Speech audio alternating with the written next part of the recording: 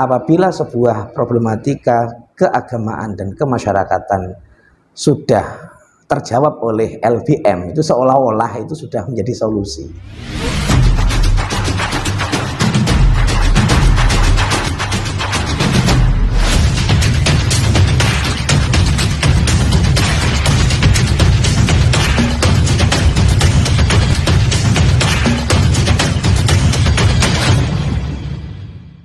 Assalamualaikum warahmatullahi wabarakatuh. Waalaikumsalam warahmatullahi wabarakatuh. Alhamdulillah pada sesi kali ini kita masih bisa bertemu lagi di acara podcast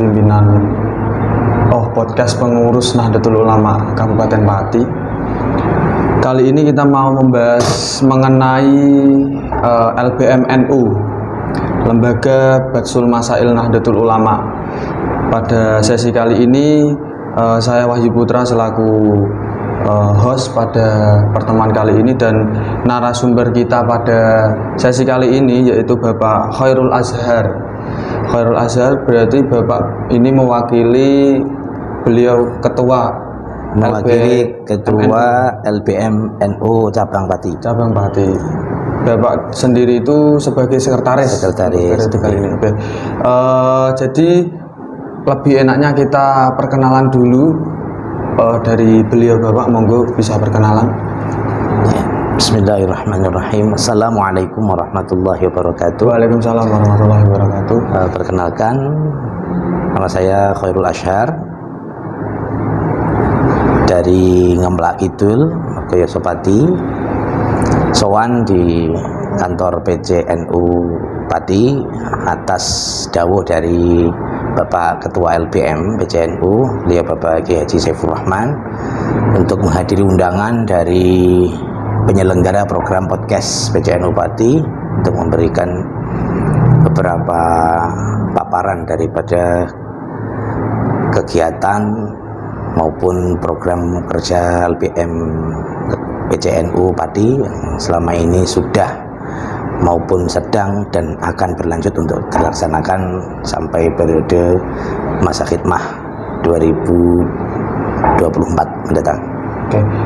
Sebelum kita lanjut jauh nih Pak, mau bertanya dulu dong, apa sih itu LBM NU sendiri? Dari singkatan atau apa? Sedekat dan sependek yang saya tahu bahwa LBM NU itu singkatan dari Lembaga Batsul Masail Nahdlatul Ulama. Nah, yang sebagaimana kita ketahui dalam ADART itu bahwa di antara turunan kelembagaan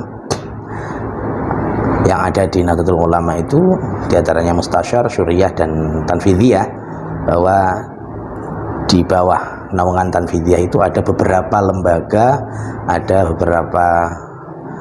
ada yang istilahnya dengan lajnah, ada yang dengan istilah badan, ada yang istilahnya robitoh, dan lain sebagainya. Mungkin istilah-istilah ini terbakukan oleh ADART, sehingga yang dulunya saya kiranya LBM itu lajnah Bathil Masail, karena kiranya setiap yang berbau ilmiah dan kearab-arapan itu L-nya itu lajnah, tapi ternyata lembaga di ADART sudah tertuang menjadi istilah Lembaga Batsul Masail. Tidak seperti Falakiyah, kalau Falakiyah masih lajnah.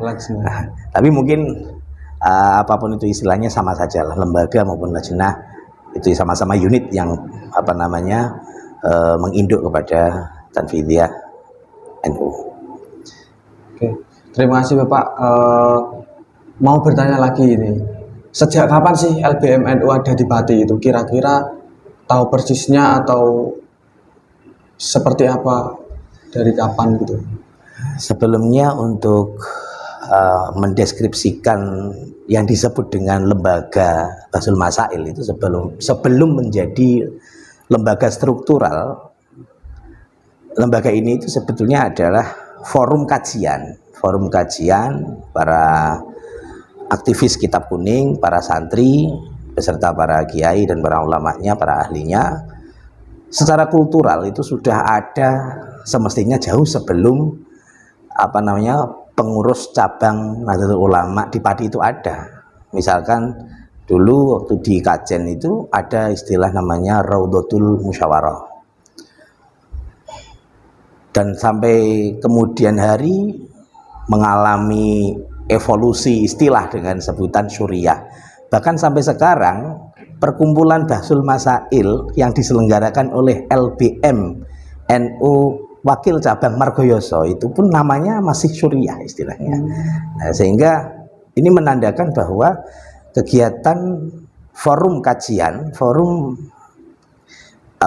pembahasan dalam Bahsul Masail di NU itu secara kultural jauh lebih ada terlebih dahulu sebelum adanya NU secara struktural, baik itu di Pati atau bahkan di daerah-daerah seperti Kajen sendiri. Nah, kalau kita hanya sekedar mendeskripsikan istilah Bahsul Masail itu kan seringkali menjadi guyonan, seolah-olah Bahsu itu mencari, Masail itu masalah. Jadi Bahsul Masail itu forumnya mencari masalah. Sebetulnya tidak selamanya demikian juga, tidak seharusnya diartikan mencari-cari masalah, karena kalau Bahsul Masail itu artinya masalahnya sudah ada terlebih dahulu, dan baru dicari solusinya. Begitu. Sehingga mestinya dalam kajian Bahsul Masail itu bukan mencari masalahnya, tapi mencari solusi daripada permasalahan-permasalahan yang sudah ada. Dari LBM NU ini tersendiri itu satu periode itu ada berapa tahun Pak? Dalam satu periode 4 tahun kah, 5 tahun kah? Ya sama seperti kelembagaan struktural NU di semua cabang dan jenjangnya, mulai dari pengurus besar, pengurus wilayah, pengurus cabang, wakil cabang, bahkan ranting dan anak ranting pun juga ada turunan lembaga yang disebut dengan LBM NU. Nah, ya tetap semuanya mengekor pada kelembagaan secara struktural itu, di mana lembaga tersebut masih aktif berkhidmah, ya otomatis LBM sebagai rangkaian atau sebagai salah satu unit dari sekian lembaga yang ada di bawahnya ya ikut aktif.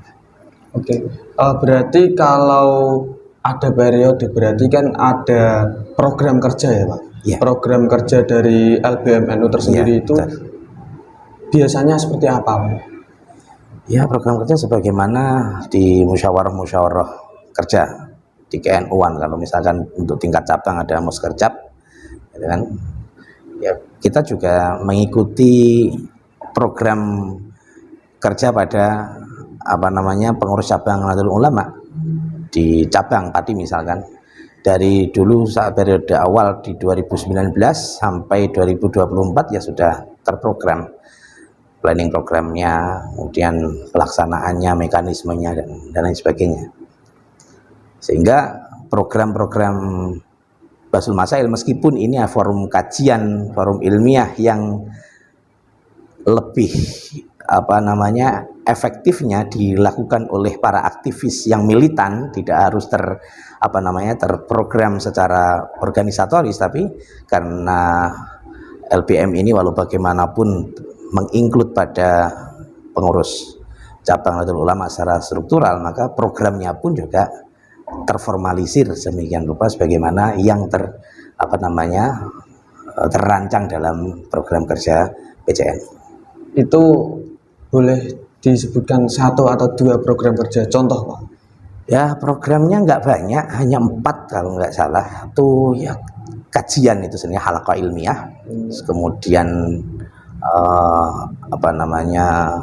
kaderisasi dan publikasi. Yang lainnya ya sifatnya administrasi. Kalau yang administrasi memang karena ini lembaga dan terformalisir sedemikian rupa sebagaimana sesuai dengan ADART, maka program administrasi itu ada di kesekretariatan. Kebetulan sekretariat kami itu fleksibel. Daleme ketua LBM, kemudian daleme wakil ketua LBM. Kadang kami juga memiliki program anjang sana idaroan ya. Jadi setiap kali mau ada event Bahsul Masail, baik itu tingkat cabang sendiri maupun mau tingkat wilayah maupun atau bahkan persiapan acara-acara untuk yang sifatnya nasional, ya kita selalu mengadakan pertemuan-pertemuan secara berkala itu tadi. Oke, terus untuk mengenai target jangka pendek, terus jangka panjangnya itu seperti apa sih Pak di LBM ini? Ya, karena stressing daripada program Basul Masail itu adalah tidak lebih melainkan sikap reaktif ya, atau respons daripada persoalan-persoalan yang terjadi di masyarakat untuk kita jawab secara solutif melalui kajian kitab kuning. Ya berarti yang kita targetkan ya tentunya bagaimana agar ketika persoalan-persoalan yang sifatnya keagamaan, yang sifatnya kemasyarakatan itu bisa terumuskan melalui sudut pandang kajian kitab kuning sebagaimana yang ada di real perjalanan LBM itu jangka pendeknya. Kemudian secara jangka panjang ya memang tujuan kami adalah agar para santri, para aktivis pesantren, dan kemudian mereka para alumni pondok-pondok yang selama ini sebetulnya mereka memiliki concern di bidang kitab kuning tapi belum memiliki wadah atau belum terangkul dalam satu forum kajian agar dapat terwadahi melalui kegiatan yang diadakan oleh lembaga Basul Masail ini, khususnya di desa-desa, di pelosok-pelosok itu. Ketika kami mengadakan kunjungan dalam rangka mengikuti Basul Masail, baik itu di daerah-daerah misalkan seperti Sukolilo, Kayen, Gabus, kemudian Ngerang, bahkan Margoyoso sampai ke daerah-daerah sendiri, itu sebetulnya banyak sekali kader-kader NU yang potensial untuk untuk mengisi ruang kajian yang solutif ini melalui sudut pandang kitab kuning. Cuman ya itu tadi, karena terkadang belum terjamah oleh NU secara struktural, sehingga mungkin kinerja kami diantaranya adalah melakukan pendekatan kepada tokoh-tokoh masyarakat, kepada kegiatan-kegiatan yang ada di masyarakat untuk kemudian kami ajak bergabung untuk mengkaji problematika keumatan itu. Oke Pak, di LBM Pati tersendiri itu udah berapa masalah sih Pak yang pernah dipecahkan dalam Basul Masail tersendiri? Karena saya pribadi terlibat sebagai bagian dari Khodamah Basul Masail untuk PCNU ini mulai dari 2019, yang seingat saya di antara yang paling sering kami kunjungi adalah daerah Kayen. Kemudian Gabus, Ngerang, dan Juwana. Besok rencana tanggal berapa besok itu? 12 atau 14? Besok? Itu tanggal, kalau nggak salah, besok tanggal 12 ya. 12, itu ada rencananya ada undangan Basul Masail MWC, cuman ngundang PC. Hanya saja kebetulan bersamaan dengan kegiatan Madrasatul Amil katanya, sehingga diundur nanti di minggu depan tanggal 19. Jadi sebetulnya lumayan padat LBM itu program kerjanya, artinya beberapa forum itu keterlibatan dan kehadiran LBM PCNU baik di tingkat desa, tingkat ranting maupun di tingkat MWC, apalagi skala kabupaten itu hampir 1 bulan, paling tidak itu 2 bulan 3 kali lah setidaknya itu kami selalu update kegiatan LBM itu. Ya cuman memang tidak terus kemudian terformalisir selalu tertata rapi bahwa jadwal tanggal ini ke sini gitu. Karena fleksibel, kami datangnya sesuai adanya undangan gitu. Terus gini Pak, sebagai orang awam, apakah setiap ada problem itu kita menyelenggarakan Basul Masail atau seperti apa?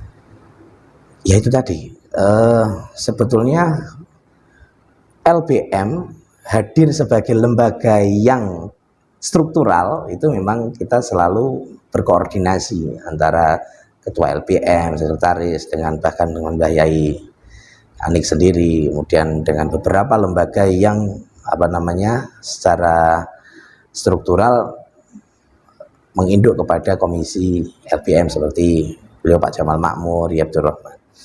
Cuman secara kultural ya memang sentuhan LBM NU itu kepada masyarakat itu sangat berpengaruh sekali. Sehingga problematika masyarakat itu seringnya yang saya pahami itu apabila sebuah problematika keagamaan dan kemasyarakatan sudah terjawab oleh LBM itu seolah-olah itu sudah menjadi solusi. Yang selama ini ada itu begitu.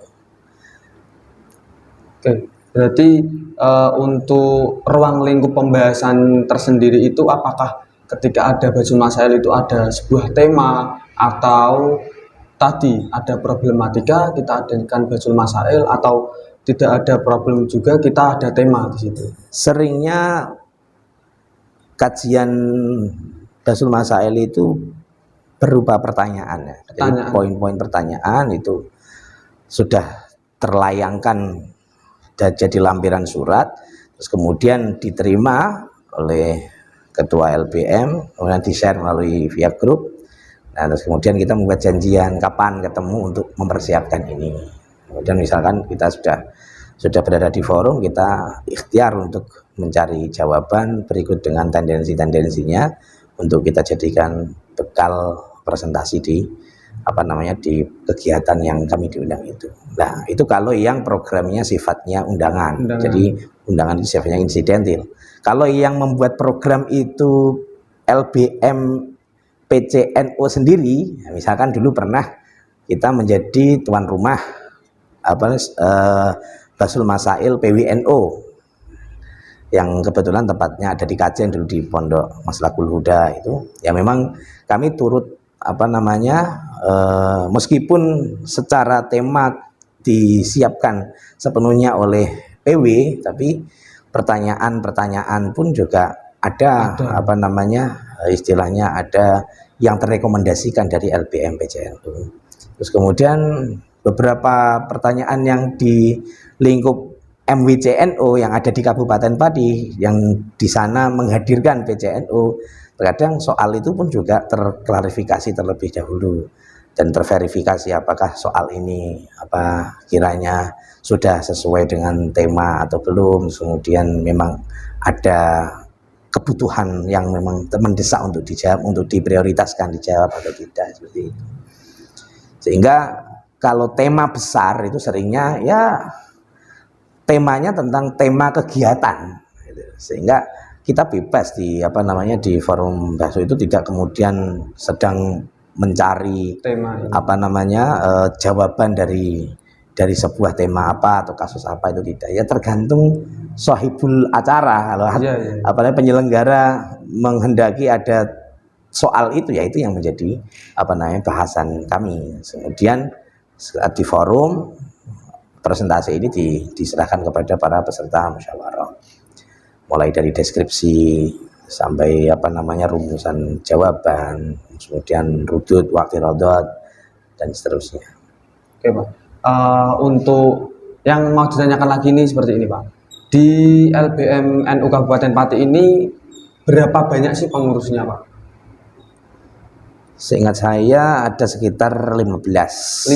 Ya, itu diambilkan dari masing-masing tokoh MBC. Jadi aktivis Bajul Masail MBC yang ada di Kabupaten Pati ini beberapa kami ajak. Tapi kita juga sifatnya tidak terus formal-formal banget gitu. Artinya di mana ada kader yang aktif terus kemudian siap untuk bergabung, ya kita ajak saja.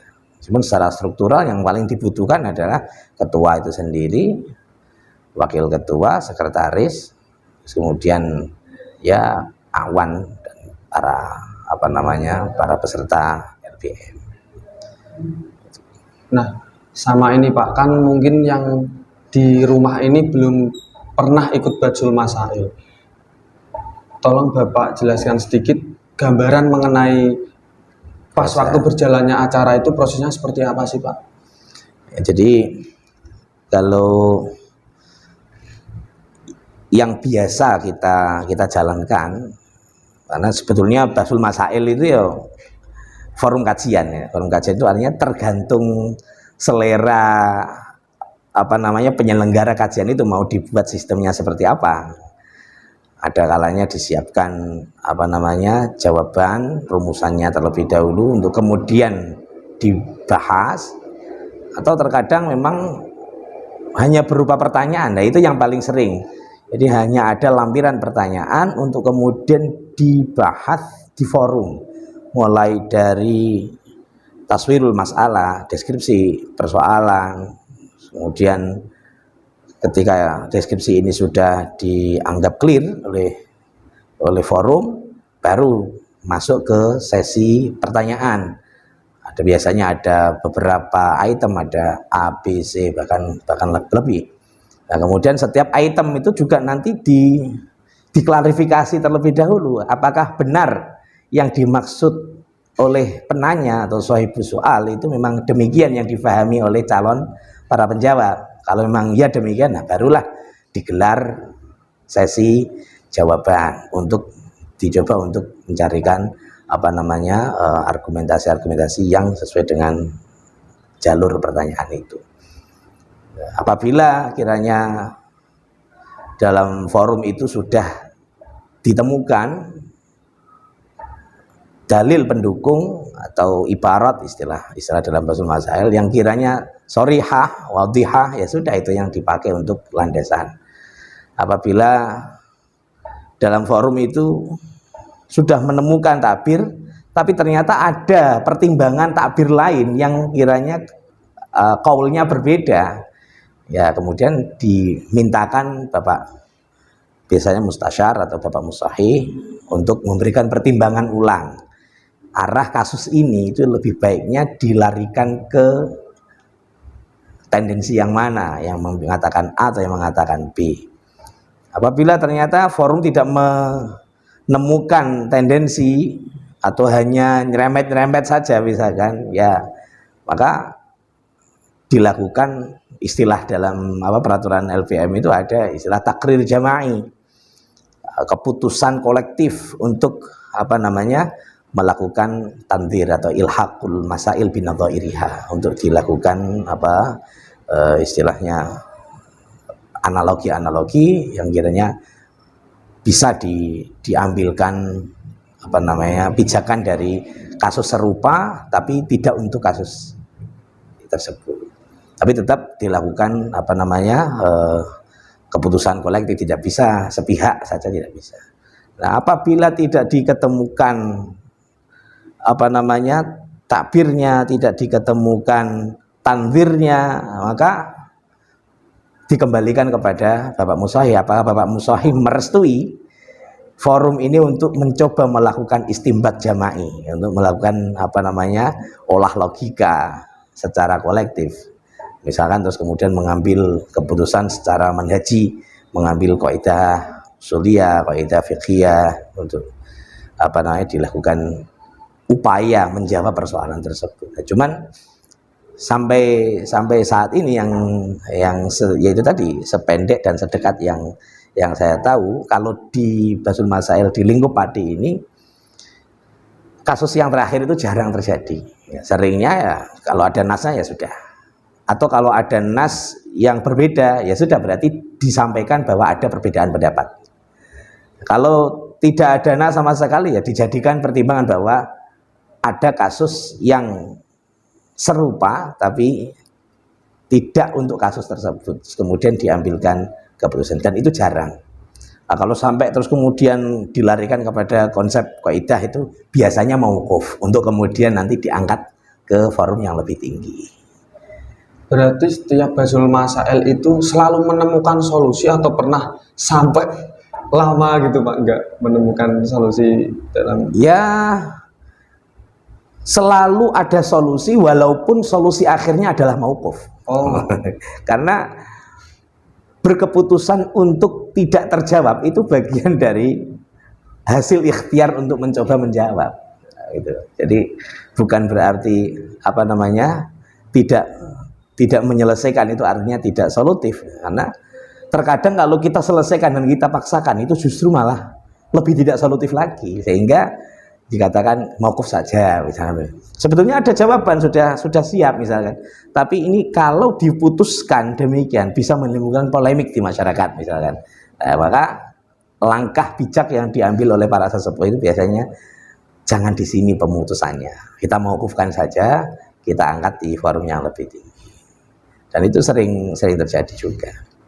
Oh iya Pak, kasih contoh studi kasus itu dan solusinya tuh Pak. Maksudnya yang udah pernah dibahas kasus ini solusinya seperti ini. Ya, misal sebuah kasus yang ada solusi, jawaban dan fix, yang baru kami ikuti kemarin saat di Ngerang misalkan, ada pertanyaan sekelompok nelayan yang berlayar di tengah hamparan laut itu yang sampai berminggu-minggu bahkan berbulan-bulan, padahal jumlah mereka sebetulnya cukup banyak, cuman tidak sampai 40 orang. Nah, kemudian ditanyakan, karena sudah berminggu-minggu bahkan berbulan-bulan di tengah lautan, apakah awak kapal beserta dengan para nelayan ini boleh melaksanakan sholat Jumu'ah? Ya, kemudian dijawablah di forum itu, kalau pertanyaannya boleh atau tidak boleh, ada beberapa qaul di sana, tapi yang dipilih oleh forum dikatakan tidak boleh karena tidak mencapai 40 orang. Nah, kalau tidak mencapai 40 orang itu artinya bahasa fikihnya lima fiha minat talabbus bi ibadatin fasidah. Karena dalam pelaksanaan sholat Jumat tersebut ada wujud atau ada fenomena pelaksanaan ibadah yang tidak sah. Melegalkan ibadah yang tidak sah itu hukumnya haram. Maka terus dikatakan tidak boleh, itu saja. Toh apalagi para nelayan dan para awak kapal ini kan sebetulnya status mereka sebagai musafir. Yang mana musafir itu sendiri dalam kajian ilmu fikih mereka dikatakan tidak wajib menjalankan sholat Jumu'ah. Kewajiban mereka adalah sholat zuhur. Tapi apabila mereka berada di tengah-tengah masyarakat atau di sebuah tempat di mana masyarakat setempat menjalankan sholat Jumu'ah, maka mereka boleh ikut sholat Jumu'ah. Jadi musafir yang boleh tidak Jumatan itu boleh ikut sholat Jumu'ah bersama dengan warga setempat yang dia kebetulan berada di situ yang sedang menjalankan sholat Jumu'ah. Nah, kalau di tengah lautan, iya, tidak ada pelaksanaan sholat Jumat di warga setempat. Itu memang bukan pemukiman kan begitu. Sehingga dipilihlah jawaban tidak boleh. Tidak. Karena jumlah mereka tidak mencapai 40 orang. Terima kasih Bapak, karena kita udah mencapai di penghujung acara. Mau ada closing statement Bapak untuk yang di rumah, monggo. Ya, pertama alhamdulillah dengan adanya program podcast ini, sehingga Lembaga Bahthul Masail Nahdlatul Ulama cabang Pati bisa tersampaikan dan terpublikasi secara masif kepada masyarakat. Harapan kami adalah bahwa Nahdlatul Ulama sebagai lembaga keagamaan dan kemasyarakatan tentunya semakin kesana perjalanannya akan semakin berhadapan dengan persoalan-persoalan kemasyarakatan, tidak luput dari urusan keagamaan. Walaupun cakupan LBM sendiri tidak hanya mengkaji tentang peribadatan saja, tapi juga mengkaji tentang kaitan masalah sosial, bahkan urusan-urusan politik, ekonomi, budaya dan lain sebagainya, yang muaranya nanti akan dikaji melalui sudut pandang keislaman dan kitab kuning, khususnya di bidang disiplin ilmu fikih. Nah, solusi-solusi yang ditawarkan oleh LBM itu pun sebetulnya bukan sebagai fatwa yang mulzimah, bukan sebagai hukum positif. Jadi ya dikatakan itu adalah jawaban solutif, ya, Tapi untuk kemudian apakah itu menjadi hukum positif yang harus dipatuhi, apabila tidak dipatuhi maka akan terkena sanksi, ya tidak demikian juga. Bahwa hasil kajian itu terkadang saat ini jawabannya memang demikian, tapi tidak menutup kemungkinan di era yang mendatang, di tempat yang berbeda, oleh generasi yang berbeda, mungkin bisa menjadi jawaban yang kurang solutif, walaupun solutif di masa sekarang. Itulah di antara keistimewaan Nahdlatul Ulama dalam menyikapi segala problematika dengan pikiran yang benar-benar terbuka, sehingga apabila terjadi hal-hal yang sifatnya fleksibel, yang sifatnya bisa dicarikan solusi yang sifatnya tafsil, yang terperinci, maka tidak lantas saklek lempeng galeng sepokoi iku orang tok kae, nggak bisa begitu. Bahwa kita hanya menyampaikan bahwa ada kajian keislaman yang referensial, yang bertendensi dan memiliki data yang kuat, akan tetapi bukan berarti itu satu-satunya kebenaran gitu. Karena bisa jadi kita menurut versi kita ini yang paling tepat untuk kita jawab sekarang, tapi bisa jadi yang akan datang adalah solusi yang berbeda gitu. Itu kurang lebih, sehingga harapan saya pribadi, tidak mewakili siapapun agar nanti tidak di framing terlalu mengeneralisir LPM. Menurut kami adalah setiap kita memiliki tanggung jawab di setiap masa yang kita berada di situ, bahwa NU periode sekarang mungkin punya tantangan yang berbeda dengan NU di masa yang lalu, dan pasti juga akan ada tantangan yang baru di masa yang akan datang. Sehingga karena LBM ini adalah bagian dari NU itu sendiri, maka LBM pun juga harus menyiapkan tantangan-tantangan itu. Karena walau bagaimanapun, kuluna abna'u zaman, kita adalah putra dari masa yang sedang kita hadapi. Dan harapan kami agar para santri, para alumni pondok pesantren, dan para kajianis Kitab Kuning agar ikut proaktif dalam merespon persoalan-persoalan kemasyarakatan, keagamaan dengan pikiran yang benar-benar terbuka. Nah, ini yang memang kita prioritaskan, agar jangan sampai agama itu hanya dimonopoli secara personal saja, atau hanya dimonopoli oleh kepentingan-kepentingan parsial saja. Bahwa kita benar-benar meninjau segala hal itu melalui aspek-aspek yang benar-benar terbuka. Itu yang mungkin sesederhana yang bisa saya sampaikan untuk mendeskripsikan LBM PCNU Pati, dan mungkin sangat jauh dari kata sempurna, karena dari sisi persiapan juga bahasa balawai romyatan biwairi romin, artinya mak bedunduk cara-cara Jawa. Jadi apabila ada kekurangan atau ketidaksesuaian data yang saya sampaikan, ini hanya semata-mata karena pengalaman dan pengetahuan saya yang terlalu dangkal tentang LBM NU di PCNU Pati.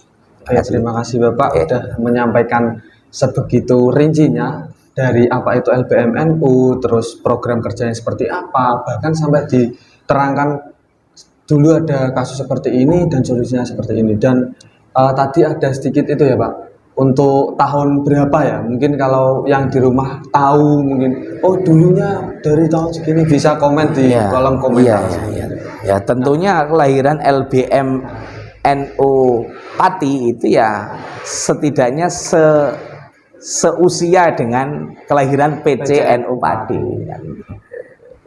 Terima kasih Bapak. Diingatkan kembali untuk yang di rumah, jangan lupa like, komen, dan juga subscribe dari akun PCNU Kabupaten Pati ini, dan share sebanyak-banyaknya. Ketemu lagi besok di sesi selanjutnya dengan saya Wajib Putra dan juga Bapak Abdul Khairul Azhar selaku Kang Azhar aja, Kang Azhar gitu ya, selaku sekretaris dari LBM NU Kabupaten Pati. Kurang lebihnya dari saya mohon maaf apabila ada tutur kata atau perbuatan salah-salah, kami mohon maaf juga. Wassalamualaikum warahmatullahi wabarakatuh. Waalaikumsalam warahmatullahi wabarakatuh.